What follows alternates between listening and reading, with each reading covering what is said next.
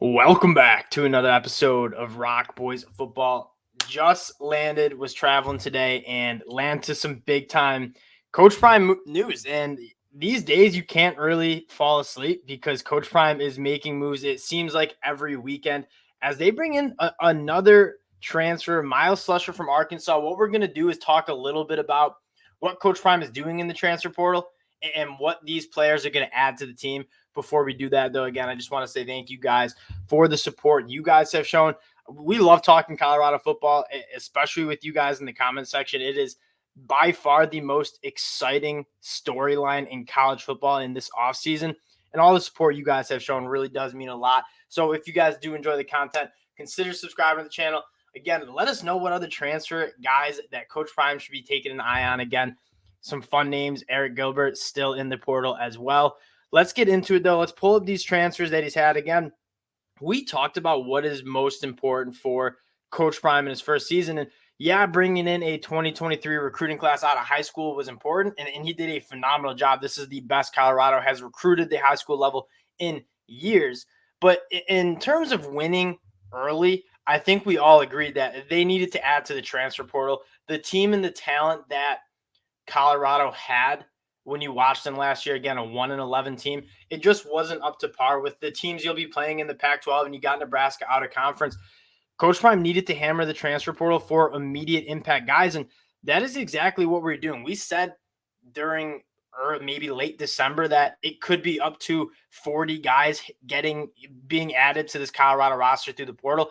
They're already up to 20. I expect that number to grow, and then after spring ball, grow even more, especially as the Colorado guys who are on scholarship probably transfer out of the program and kind of free up some more roster spots for this Colorado team. But the big news today was Myles Slusher from Arkansas. And this, in my opinion, is a very good get because this is a dude that played in the SEC. He started in the SEC, was a former top 200 commit in the 2020 class. He's amassed 93 tackles, 2 interceptions, 9 TFLs. You guys see me looking kind of at my other monitor. I'm kind of tracking this Colorado team rebuild, if you will. And Myles Slusher is a guy that Colorado's not used to getting talent like this. This is a guy that was 170th in his recruiting class, and he started at the SEC level. And he's coming over to Colorado, probably will be an immediate impact player, probably starting in the back end for Colorado. And he's a guy that gets behind the line of scrimmage. 9 TFLs in his career at Arkansas. Another guy they added that I don't think was talked about enough, Yusef, and I've been practicing this name, Yusef Muggerbill from Florida. He plays that interior offensive line spot. I think he can flex out to tackle if they need him again. He's got some long arms. This is another guy who is coming from the SEC, and he's not necessarily a dude that just couldn't crack SEC level football, kind of like Myles Slusher, who played a lot for Arkansas. Kind of had an interesting story to him. He's a top 300 recruit from the 2021 class. When he enrolled in Florida, he got into a really bad accident riding one of those moped scooters and missed pretty much all of his true freshman year. Didn't really get much burn in 2022, but this is another guy that a top 300 dude from his recruiting class that you're adding to Colorado. And this type of talent, both Myles Slusher and Yusef, Colorado is not really used to having on their team. And Coach Prime has another SEC talent that, especially when we're talking about where did Colorado really need to address some of their holes in their depth chart, it's on both fronts, the offense and defensive line. They've added some really good skill players like Deion Sanders, Jimmy Horn from USF. They needed to beef up, I guess, if you will, those offense and defensive lines and add depth because, again, the story, especially on the defensive line, is you got to be able to be 8 to 10 guys deep that can rotate in and out. And on the offensive line, you see a lot of injuries on the offensive line. It's very rare to see Power 5 teams make it through with all 5 starters being healthy for all 12 games. This guy, even if Yusef doesn't start year 1 for Colorado, he'll be a starter in the future, but will definitely add a talented piece of depth to this Colorado team. And kind of talking about some other guys that maybe not being talked about enough, Jace Field is an interesting one. If you guys remember Jay Field, the NFL kicker, that's his son. Will compete for that kicking job. Tavion Beasley from Jackson State, you see Coach Prime being kind of selective with who he's giving offers to from Jackson State and really only taking the guys who are the cream of the crop at Jackson State. Tavion Beasley is a guy that from California, played at St. John Bosco High School in California. 2 interceptions, 3 passes defended as a true freshman. Again, this kid was playing as a true freshman last year. 2 interceptions, 3 passes defended. I mean, that's some big time numbers for a true freshman, 18-year-old kid.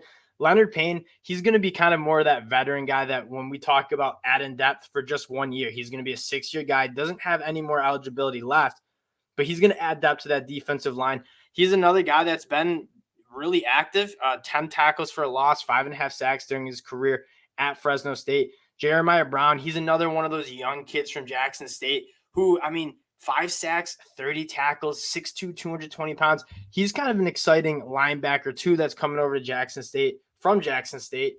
And you kind of see Coach Prime continuing to be selective with which of the Jackson State kids is he going to bring over to Colorado. He's only going to bring probably the guys that he thinks will be able to produce at the Power 5 level immediately. Jeremiah Brown cracks that list. The guy I'm most excited about, Seydou, I'm going to say it right, Seydou Traore from Arkansas State. This is an interesting story. He kind of comes in under-recruited, 6'4", 210 out of high school. Check what he did as a second-year kid at Arkansas State. I'm going to pull up his stats real quick. 50 catches for 655 yards and 4 touchdowns. Definitely not one of those blocking tight ends, but he's going to be very, very dangerous over the middle of the field, very big wingspan, big time catch radius. And again, a guy, a 92 grade from 24/7 Sports in the transfer portal. This is a guy that was under-recruited coming out of high school. He still has plenty of eligibility left and probably going to be a day one contributor, but a guy that you can develop for the next 2 to 3 years with his eligibility. Jimmy Horn's another guy that we already talked about a little bit, but Jimmy Horn's just get the ball in his hands any way you can. He had 9 carries for 95 yards last year for USF, but he also amassed almost 1,000 yards in his first 2 years.